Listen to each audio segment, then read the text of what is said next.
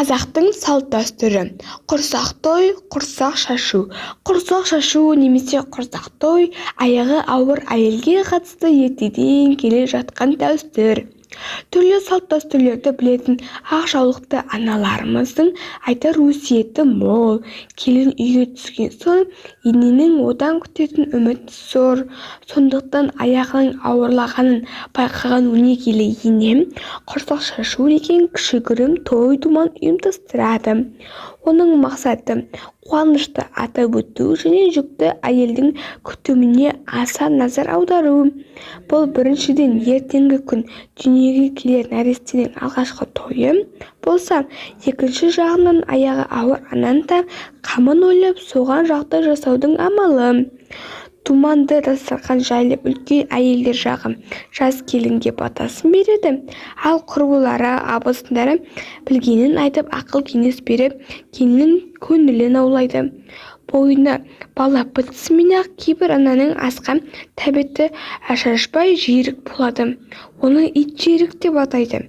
Тәбеті тартатын тамағын тауып беру де енесінің мойнында. Өйткені ертеңгі күні жиірігі қанбаса, баланың толыққанды болып жетілуі екіталай. Егер жиірігі қанбай жүрсе, кейін баланың аузынан сілекей аға беретін болады деген ырым да бар. Сондықтан тойға келген әйелдер келінге арнап әртүрлі тағам әкеліп дәм тигізеді. Ширек кезде жеген аста да көп мән бар. Тіпті баланың болашақта кім болатындығын соған қарап болжауға болатын ғылыми түрде дәлелденіп те отыр. Мысалы, анасы көкөніске жерік болса, бала ширақ, елгезек өмірге құштар болады екен.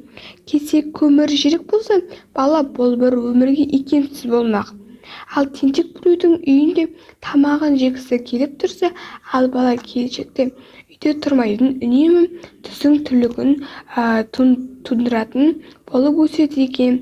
Жүйрік ананың қалауы тауып тоздырған адам сауапқа қалады деген ырым бар. Сондықтан тойға келгенде аяғы ауыр әйелдің көңілін табуға тырысады.